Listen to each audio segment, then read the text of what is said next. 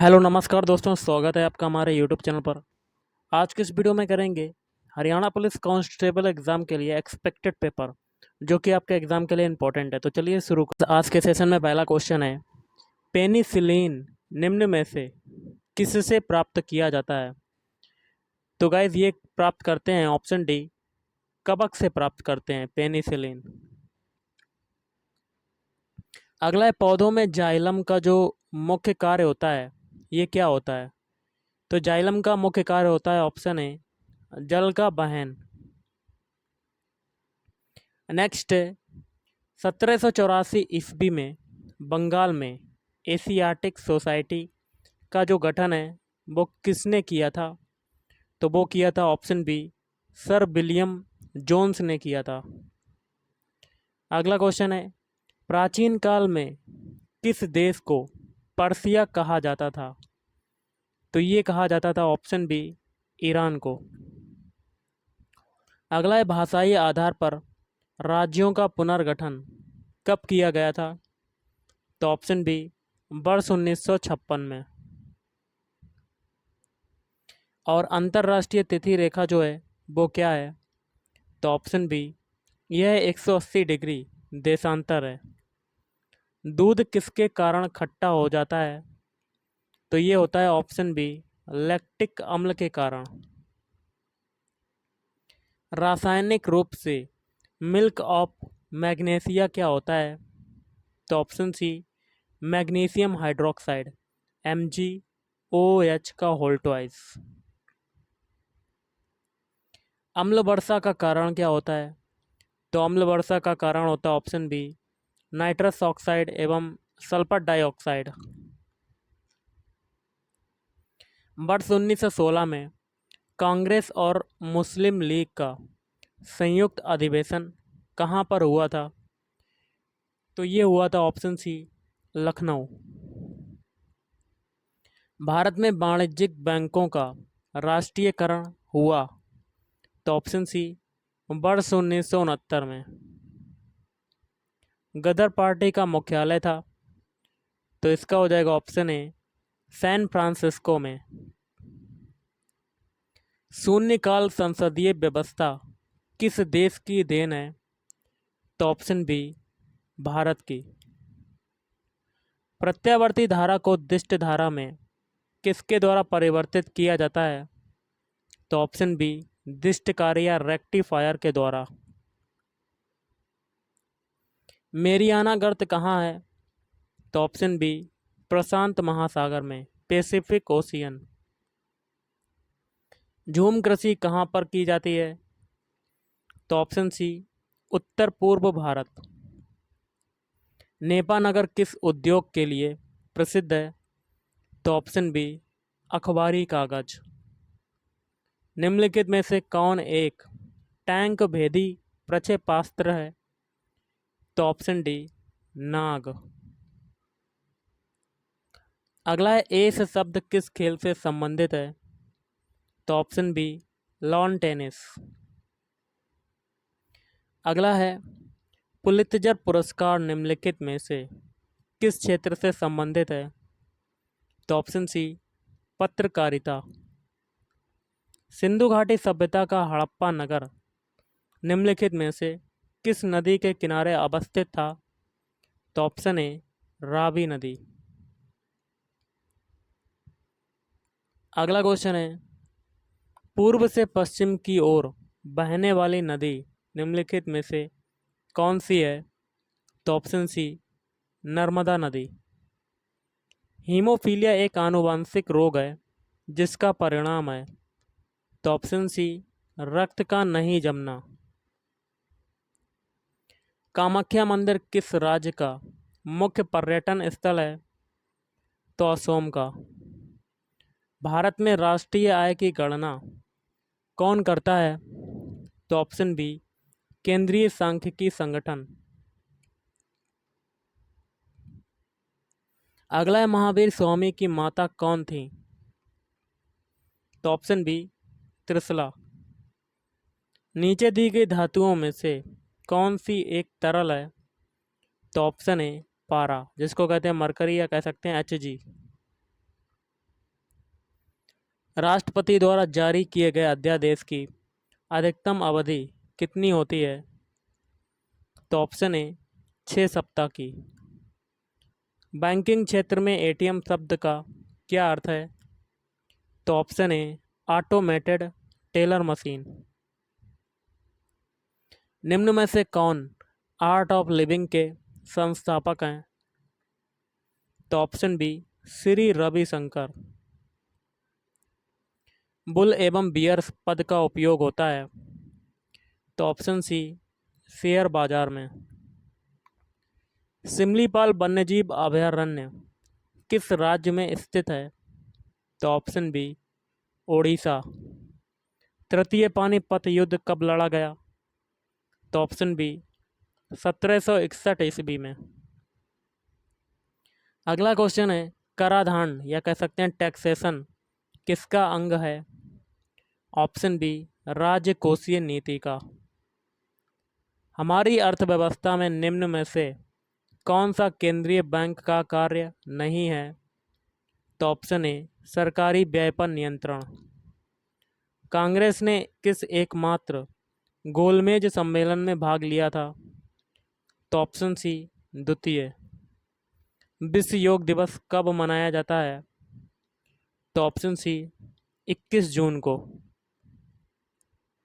इनमें से कौन सा किसी भी वैश्विक शेयर बाजार के संवेदी सूचकांक का नाम नहीं है? Option B SEBI. एक्स किरणों का आविष्कार किसने किया? तो ऑप्शन ए रॉन्टजन ने किया था। सरदार सरोवर बांध किस नदी पर बनाया गया है? तो ऑप्शन बी नर्मदा नदी। प्रसिद्ध कोणार्क सूर्य मंदिर किस राज्य में स्थित है? तो ऑप्शन बी ओडिशा में। अब करेंगे हम लोग रीजनिंग के क्वेश्चंस। क्वेश्चन क्या कहता है, नीचे दिए गए प्रत्येक प्रश्न में कथन के बाद 2 तर्क दिए गए हैं। आपको यह तय करना है कि इनमें से कौन सा तर्क जो है वो प्रबल तर्क है। देखिए कथन क्या है, क्या हमारे देश में कुछ अफसरों को छोड़कर आतिशबाजी तथा पटाखे चलाने पर पूर्ण प्रतिबंध होना चाहिए? तो गाइस तर्क दिए गए इसमें से आपको बताना है। तो गाइस इसका हो जाएगा ऑप्शन बी। केवल तर्क 2 प्रबंध है, मतलब दूसरा वाला तर्क जो है वो प्रबल हो जाएगा, मतलब सटीक हो जाएगा। कहता क्या है दूसरा तर्क, हाँ पटाखे चलाने से बहुत अधिक ध्वनि और वायु प्रदूषण होता है जो स्वास्थ्य के लिए हानिकारक है। अब देखिए क्वेश्चन संख्या 46 से 47 के लिए निर्देश है, निम्नलिखित प्रश्नों में उस लुप्त पद क्वेश्चन मार्क का चयन करें जो अनुक्रम को पूरा करे। देखिए ये 46 क्वेश्चन यहाँ पर क्वेश्चन मार्क है, यहाँ पर बताना है कि क्या आएगा। क्वेश्चन देखिए क्या कहता है, यहाँ पर बताना है नंबर कौन सा आएगा। तो सबसे पहले क्वेश्चन को लिख लेते हैं D/16 कामा 49/G और फिर J/100 फिर 169/M और आगे क्वेश्चन मार्क। अब देखिए सबसे पहले हम लोग अल्फ़ाबेट के देखते हैं। D है, G है, फिर क्या है J है। D फिर है J फिर है, देखिए D के बाद आया G फिर आया J। अब इनके अल्फ़ाबेट कोड लिख देते हैं। D का अल्फ़ाबेट होता है कोड 4, G का होता है 7, J का होता है 10। 4 से 7 बनने में कितना जुड़ा? 3 जुड़ा। फिर 7 से 10 बनने में कितना जुड़ा? 3 जुड़ा। तो आगे भी 3 जुड़ेगा, तो 10 में 3 जोड़ेंगे तो आपका आ जाएगा 13। और 13 किसका होता है? M का होता है, जो कि यहाँ पर दिया हुआ है। ओके गाइस, अब देखिए इसमें भी 3 जुड़ गया आपका, जो कि M दिया गया था, तो आगे भी 3 जुड़ेगा। तो 13 में अगर 3 जोड़ेंगे तो आएगा 16। 16 किसका होता है? P का। तो आपका अगला अल्फ़ाबेट क्या आ गया? P। एक अल्फ़ाबेट आपको पता चल गया कि आपका आया P। कैसे आया? देखिए सबसे पहले अंश में आपका अल्फ़ाबेट यूज हो रहा है, उसके बाद नंबर, फिर अल्फ़ाबेट, फिर नंबर के बाद क्या यूज होगा? अल्फ़ाबेट। तो कौन सा अल्फ़ाबेट यूज होगा? P, जो कि हम लोगों ने निकाल लिया था। तो P आ गया आपका। अब एक चीज़ देखिए, D का जो देखिए पहले में D का अल्फ़ाबेट कोड होता है 4 और 4 का स्क्वायर किया तो 16 आ गया। फिर नीचे है G किसका होता है? 7 का होता है, 7 का स्क्वायर किया तो आपका ऊपर 49 आ गया। फिर देखिए अगला अल्फ़ाबेट है J का अल्फ़ाबेट कोड कितना होता है? 10। फिर 10 का स्क्वायर कर देंगे तो 10 का नीचे देखिए 100 आ गया। इसी प्रकार M का होता है 13, 13 का स्क्वायर किया ऊपर 169 आ गया। तो हमें अगला अल्फ़ाबेट मिल गया P का अल्फ़ाबेट कोड कितना होता है? 16, तो 16 का स्क्वायर करेंगे तो आपका कितना आ जाएगा? 256। तो मतलब आपका आंसर क्या हो जाएगा, P/256। तो option A is right answer. चलिए अगला क्वेश्चन करते हैं। क्वेश्चन गाइस क्या कहता है, आपको बताना है, यहाँ पर बताना है, क्वेश्चन मार्क लगा है। तो क्वेश्चन को लिख लेते हैं, 326 कामा 36 कामा 18 और आगे क्या है ये बताना है। तो सबसे पहले 326 देख लेते हैं कैसे आया। तो ये कैसे आएगा, ये एक चीज़ देखिएगा, एक चीज़ तो एक चीज़ देखिए, 326 के जो डिजिट हैं आपके 3, 2 और 6, इन तीनों का अगर मल्टीप्लाई कर दें तो आपका कितना मिलता है, 3 दूनी 6, 6 रंग 36, तो 36 मिल जाता है। अब देखिए 36 जो डिजिट है इन दोनों का मल्टीप्लाई करते हैं 3 और 6 का, तो आपका क्या मिल जाता है, 18 है। अब देखिए 18 आया अगला नंबर, तो 18 के दोनों डिजिट का मल्टीप्लाई कर दें तो आपका क्या मिल जाता है, 8। कितना मिल जाता है, 8। तो हमारा जो 8 मिला है, ये इन दोनों का मल्टीप्लाई करने पर वो आपका अगला डिजिट हो जाएगा। क्योंकि देखिए नीचे क्या हुआ था, ऊपर 326 में तीनों का मल्टीप्लाई करने पर अगला डिजिट मिला था, और फिर 36 के दोनों डिजिट का मल्टीप्लाई करने पर अगला डिजिट। तो 8 के भी दोनों डिजिट का मल्टीप्लाई करने पर, 18 के दोनों डिजिट का मल्टीप्लाई करने पर क्या मिलेगा, 8 मिलेगा। तो आंसर क्या हो जाएगा आपका, option B is right answer. 8 is right answer. चलिए अगला क्वेश्चन करते हैं। अगला क्वेश्चन गाइस क्या कहता है, निम्नलिखित विकल्पों में से कौन सा विकल्प नीचे दिए गए शब्दों का सार्थक क्रम दर्शाता है। तो इसका क्या होगा, ऑप्शन सी।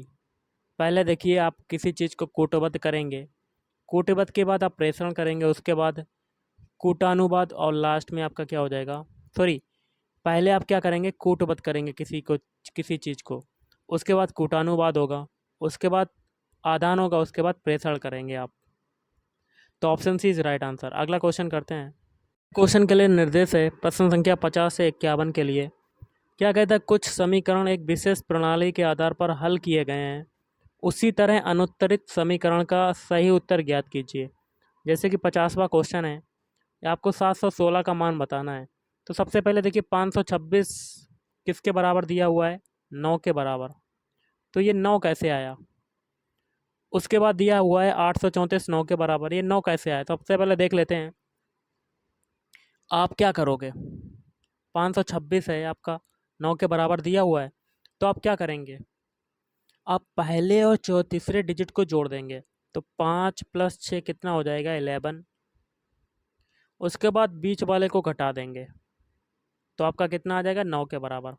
इसी प्रकार 834 किसके बराबर दिया हुआ है, 9 के बराबर। फिर क्या करेंगे, पहले और तीसरे डिजिट को जोड़ देंगे। तो 8 + 4 कितना होता है, 12, और 12 में इस 3 को घटा देंगे बीच वाले को, तो आपका क्या आ जाएगा, 9। यही तरीका हम लोग आगे भी करेंगे 716 में। तो 716 लिख दिया, 716 में पहले और तीसरे डिजिट को जोड़ेंगे। 7 + 6 कितना होता है, 13, और 13 में से एक घटाएंगे बीच वाले को, तो आपका कितना आ जाएगा, 12। तो आंसर क्या हो जाएगा, option C is right answer. चलिए अगला क्वेश्चन करते हैं। क्वेश्चन क्या कहता है, सूर्य ग्रहण स्नान मेला किस स्थान पर आयोजित किया जाता है। तो ऑप्शन सी हो जाएगा, कुरुक्षेत्र में।